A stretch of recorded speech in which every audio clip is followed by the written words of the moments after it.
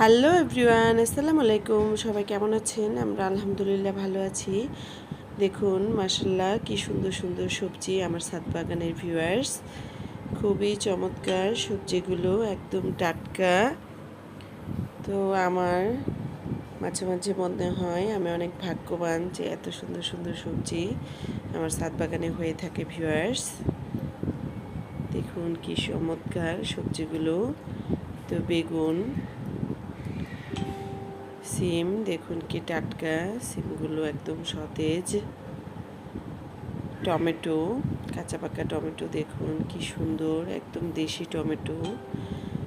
যে কোনো তরকারি বা টকে খুবই মজাদার লাগে, খুবই সুন্দর।